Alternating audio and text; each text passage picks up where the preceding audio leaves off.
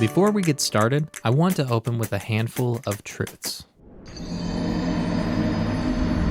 When it comes to the series, I am completely biased. Playing Ocarina of Time was one of my first memories. I learned how to spell my name in its aqua blue menus and spent every moment I could muster exploring the Kokiri Forest. My second favorite title is Breath of the Wild. There has never been a better world put to gameplay, and it sits right next to the greatest games of all time. But even with my sterling recommendations, I still have a very vague relationship with The Legend of Zelda. In full honesty, I've only beaten a handful of titles. There's one main reason for that. Zelda games are nothing like Zelda games. Outside of the obvious, of course an 8-bit title differs from a Switch game. I mean, this guy's naked! This is the other truth of this video. There is so much you can easily tie together throughout the franchise. Of course, but let me offer you a little deal here. I want to see where this long, strange journey begins. So let's talk about the original game, dive into everything good and bad, and take all those archaic elements and shout them through the halls of time to see where the sequels remove and improve them. I can't think of a better way to get hyped for Tears of the Kingdom, so please join me as we begin with the beginning. Why you got my name as bitch, man? One of the strongest aspects of this title is how it opens. Outside of sitting through the text scroll, you just start. You get 4 directions, one of which being a cave, which will naturally draw your eye towards choosing it first.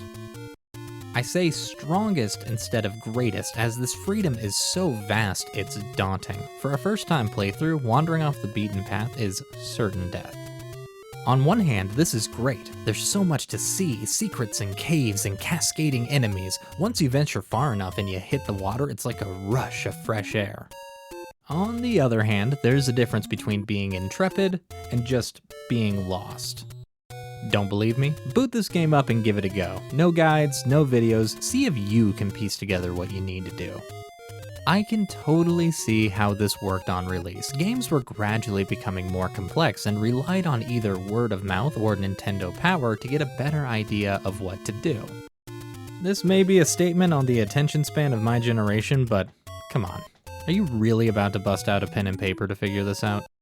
In the dystopian future we currently live in, you're left with 2 options. Either know nothing and wander around aimlessly to the melody of cryptic hints and dead ends, or open up a guide and immediately have the most streamlined, overpowered experience possible.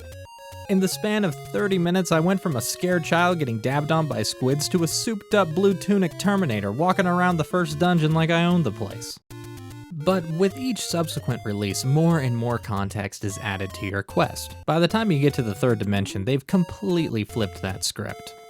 Opening cinematics, long-winded conversations, dozens of minutes spent establishing why we're here and what we need to do. By the time you get to Skyward Sword, you'll be begging to get dabbed on by squids. While this heavy-handed storytelling diminishes the overwhelming feeling of being paralyzed by choice, you lose a great deal of freedom along the way. We only recently saw the return of the do anything, anytime approach with Breath of the Wild. One of your first objectives is straight up defeat Ganon, which is sick, but this comes at the tail end of an hour and a half stuck in a cloudy plateau, ensuring you understand all the tools in your arsenal. Let's just be honest. Anybody approaching this OG game is going to reach for a guide, even if it's just lightly, to make sure you're staying on track. For my quality of life, I will be using a guide, but I won't use any save states, which I find hits the perfect level of challenge. If there are any staunch objectors in the audience, I feel for you. Please tell me about the old lady in the waterfall and the hidden old men in the dungeons. Let me know what the ever-loving hell this means. Once you get rolling, you'll find yourself smack dab in the middle of your first dungeon. I thought I was being slick finding this obvious temple so close to the starting zone, only to find out that this was level 3. You see, they loaded every dungeon in this game into a shotgun and fired it onto the map. Honestly, I love that. The land of Hyrule doesn't revolve around us, and we're expected to search out these underground caverns and note which need to be done in the correct order. Down here, the vibe is completely different. With very little graphical wiggle room, they're able to hammer home a foreboding feel, the sunken color scheme scraping across the monstrous statues. Nearly every room you walk into is crammed with beasts and traps. The landscape is begging for you to whittle away at its many secrets, all set to the dungeon theme, one of my favorite tracks in the series. I remember people getting mad about Breath of the Wild's shrines being short, but half of these original challenges can wrap up in the span of 5 minutes. They all essentially play out the same way. Get keys to open doors, find a cellar for a new item, use the item to help you kill the boss, get a heart piece, get a chunk of the Triforce, repeat until Princess. Toss a handful of bombable walls and rooms that I entirely believe to be pranks by the developers, and that's your whole game. As we move down the series, this loop stays true to the original, but they've drastically altered the dungeons themselves. Once you roll up into 3D games, there is almost zero chance you will ever stumble onto a level out of order. No longer a strange hidden cavern, but a story-based obstacle you're constantly working towards. Instead of testing your combat and puzzle skills, these arenas are more cinematic in nature. There's a much stronger focus on the atmosphere, housing unique songs and gameplay elements. Here on the NES, the biggest goal is to avoid death, as this returns you to the entrance with 3 hearts. That's a major bummer. This builds a unique amount of challenge where you stock up your potions and make sure your rings and swords are properly upgraded. There's nothing quite like leaving a challenge midway through to rework your approach and try again with better preparation. When you look at a title like Wind Waker, the mindset is more about vibing in a new spot where you will inevitably make progress.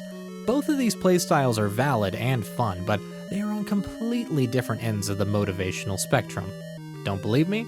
Let's talk about 2 core elements in all of these games: combat and secrets. For the original title, the foundations are straightforward. You can move in 4 directions, and pressing A will shoot a sword out in front of you. Touch sword to a bad guy and they will cease to exist. They take this easy to understand base and fold it between 2 layers to make the combat interesting. First off, when your hearts are maxed out, you shoot an energy blade. I don't know how exactly that works, but that's okay with me. Honestly, this mechanic is way ahead of its time. Rewarding a player that's already doing well is a hardcore decision. It reminds me of how you can only upgrade your health in Returnal if you already have full health. They're both equally Chad ideas. Outside of the sword, you got your items. Most are hidden in the dungeons, but a good amount of them are just chilling inside bad guys.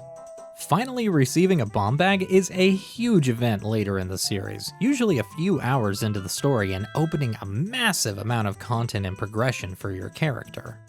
Not here though, you can stumble onto one almost immediately if the RNG hits right.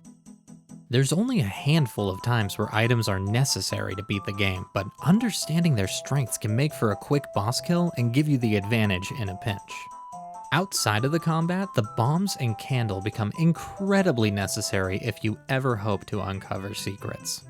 I'm just gonna lay this out flat. Secrets in this game are absolutely ridiculous. There are dozens of hidden coves with items, heart containers, hundreds of rupees, really important things you would love to get your hands on. There's just one problem. There's zero indication where they are. Most of these secrets are hidden inside walls and bushes. You can only hold so many bombs, and you can only use the blue candle once per screen, and you don't get the infinite candle until the Pen ultimate level. Without any hint telling you where these spots are, you are looking at dozens of hours for trial and error.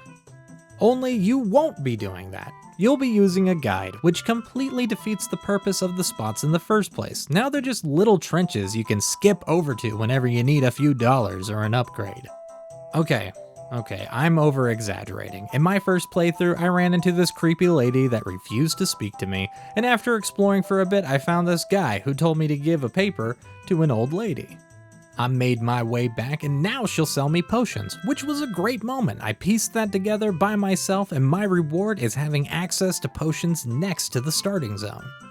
That feeling makes it all the more sad that these revelations are few and far between. I don't think this was done maliciously to sell strategy guides or whatever, just a combination of being one of the first big open world games and maximizing game time above anything else.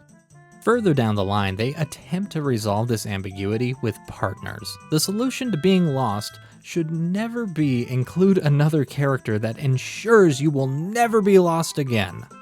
I dislike partners in Zelda games, except for Tattle. Tattle is lit. Down the line, they certainly switched up the secrets. You'll always find a handful of overly cryptic spots to keep the word of mouth thriving, but they almost immediately make the whole situation easier with visual hints. Once you roll into A Link to the Past, you'll be hard-pressed to not have at least a minor indication of what you need to do. Cracks in a wall, treasures out in the open yet seemingly unreachable, you'll almost never be completely left in the dark. Almost. Though I hate to say, with this edition, the secrets themselves take a massive downgrade. You can kiss those upgrades goodbye, as now you'll be finding heart pieces. Only 4 of these bad boys actually lead to a health boost. In Ocarina of Time, once you find a hidden cache of cash, 99% of the time your money is already maxed out, making the entire endeavor pointless. But in regards of actually being able to find these spots using my brain instead of a guide, I will happily choose the new school. Combat is a whole grab bag of emotions. While I was playing the original game, something wonderful happened, an old feeling I forgot I loved. Your first few steps are timid, getting to grips with the different enemies, feeling out how your sword works, and the opportune moment to strike. The more experience you get, the more confidence you grow. Suddenly, you aren't afraid to venture off the beaten path. Enemies that used to threaten you are now just chances at rupees and hearts. You slowly conquer the land of Hyrule, not by the grace of an overpowered item, but through sheer determination and finesse. The very next title changes the isometric to a flat view, mixing up encounters by progressively learning new attacks and spells. In the great dimensional shift of the N64, they attempt to solve the control conundrum with Z targeting, the results of which are mixed. Even through my fanboy glasses, I couldn't tell you that the combat in Ocarina of Time is great, but it could have been worse. Far worse. Breath of the Wild perfected that combat flow, keeping the lock-on and directional swings while loosening the movement and camera options. Parries and environmental elements really fuse enemy encounters with the overall flowing exploration. This is the title I find most similar to the original release. Except for... Okay.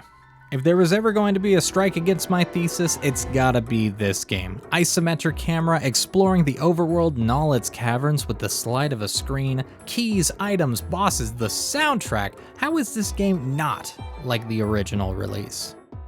Look at this dude's hair! This ain't even the same guy! Moving on.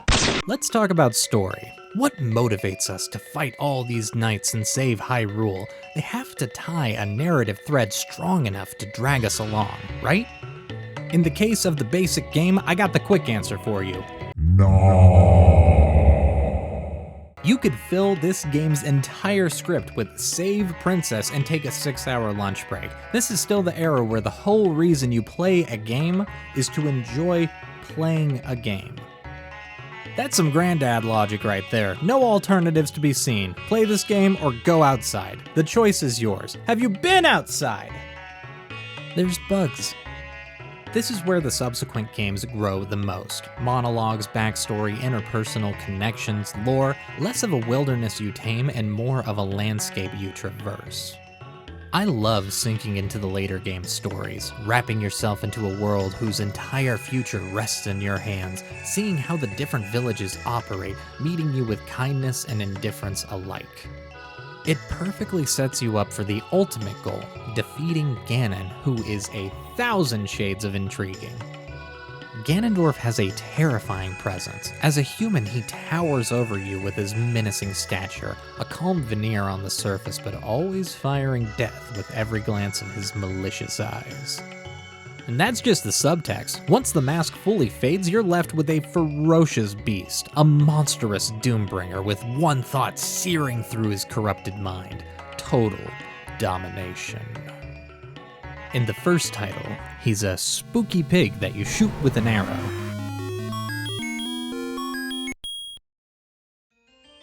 Overcoming this antagonist leads to a decisive victory, which strikes different chords throughout the years. Spoilers for a bunch of games here. Breath of the Wild ends on this gentle tearjerker as you reconnect with the princess, Navi leaving as her mission completes, the city of Termina finally has its festival, or you zap a few flames and get a big old thanks.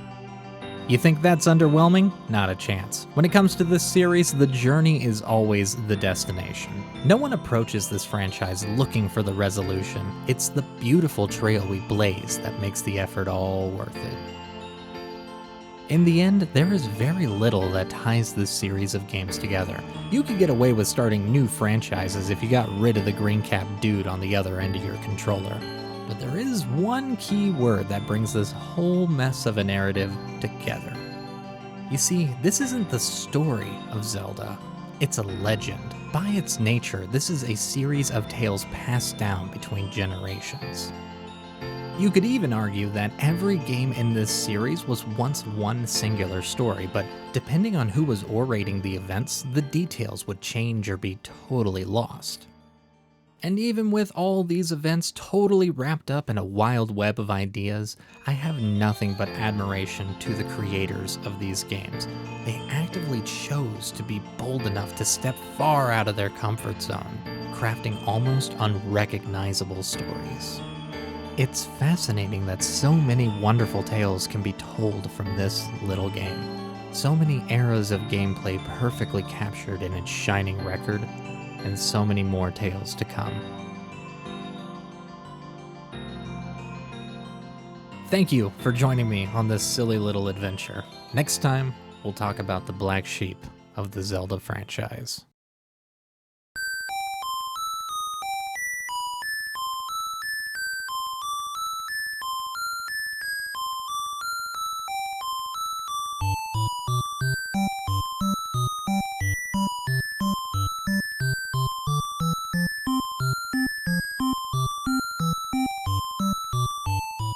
Hey, post-editing eToy here, coming at you with a bit of news for the channel. I have opened up membership through YouTube, so if you would like your name shout out at the end of every video, please consider subscribing through the membership feature on the site. Also, huge shout out to my buddy Jake for letting me capture that Skyward Sword footage. Really helped me out in making this video come out quickly. I'm trying out a new thing where I work on a schedule to be able to get content out at a more reasonable and consistent pace. So if you all have any feedback on this video, things I can improve or things that you enjoyed, please let me know in the comments. Outside of that, thank you for watching and have a great day.